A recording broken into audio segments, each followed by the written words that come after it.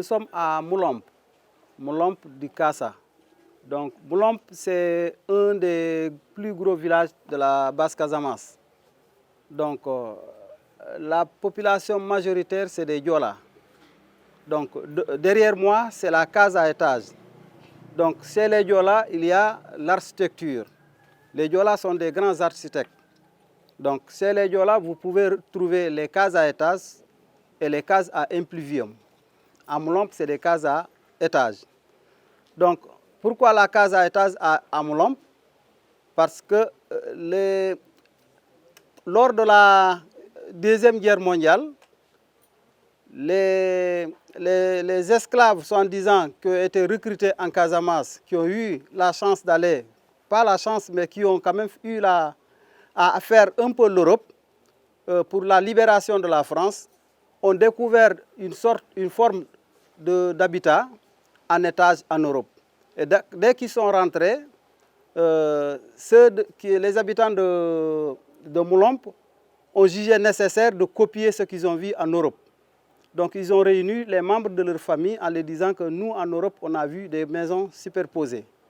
C'est à partir de là qu'ils ont essayé de faire ce qu'on appelle la case à étage. Mais la différence est que des cases à étage qu'on peut trouver ici à Moulomp, c'est des cases qui sont construites en banco. Il n'y a pas de fer ni de ciment. Donc ils ont réalisé des cases avec que de la terre et un peu du bois. Donc c'est ce qui fait que à l'intérieur de ces cases, il fait toujours frais. Donc le plafond est fait avec, comme je vous ai dit tantôt, avec des racines de palétivier. Donc c'est ce qui garantit aussi la durabilité de ces maisons. À l'époque, ces maisons n'avaient pas d'escalier. Donc c'était aussi une forme de refus. Parce que vous êtes sans savoir que pendant la Deuxième Guerre mondiale, quand les Européens sont arrivés à la recherche des esclaves, les Diola ont cherché un refuge, un habitat pour permettre de se cacher face à l'ennemi. C'est là où aussi la naissance de la case à impluvium, qu'on va voir tout à l'heure. Il y a un musée à côté qui est construit comme une case à impluvium. Donc on vous expliquera plus en détail à l'intérieur qu'est-ce que c'est que la case à impluvium. Voilà. Donc je disais qu'il n'y avait pas d'escalier, il y avait qu'un bâton qu'on posait pour monter dans le plafond. Et on retirait ce bâton-là. Donc quand l'ennemi arrive, il ne voit pas l'escalier, donc il ne trouve personne aussi en bas de l'étage. Donc il se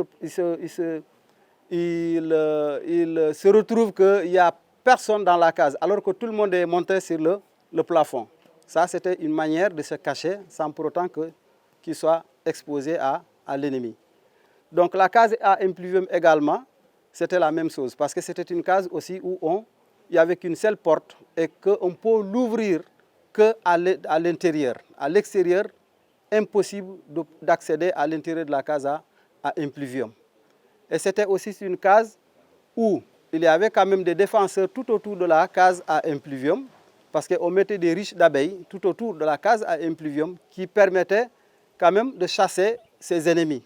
Parce que ceux qui sont à l'intérieur, dès qu'ils voient une personne inconnue, ils essaient de remuer les ruches d'abeilles qui sont autour de cette maison-là, et que les abeilles sortaient et piquaient ceux qui sont en tout cas à l'extérieur. Donc ça aussi, c'était une technique que le Diola avait quand même mis en place pour pouvoir quand même se protéger. Et éventuellement aussi également, c'est des cases où, parce que vous êtes sans savoir également que les Diola, à l'époque, ils vivaient de trois choses. Les Diola vivaient de la pêche, de la chasse, mais également aussi de la cueillette. C'est pourquoi tout à l'heure, on va vous montrer les différents arbres fruitiers qui sont en Casamance. C'est pour vous dire que la Casamance est tellement riche en potentialité. Nous avons beaucoup d'arbres fruitiers qui pourraient quand même aujourd'hui, si ces arbres-là, ces fruits-là sont bien exploités, le Sénégal tout entier pouvait quand même se permettre d'avoir toutes sortes de jus provenant de la Casamance. Donc ça, on le verra tout à l'heure. On vous citera également quels sont ces arbres-là, à savoir le ditah, qui est le Deuterium sénégalais. Il y a également aussi le pomme du Cayor. Vous avez le mad que tout le monde connaît, que tout bon Sénégalais connaît. Et vous avez en tout cas plusieurs types de fruits sauvages. Et ça, je vous parle des fruits sauvages. Maintenant, devant des fruits sauvages, il y a des fruits que les Sénégalais ont plantés, les Casamassais ont plantés, à savoir les mangues, les oranges, les goyaves, etc., etc.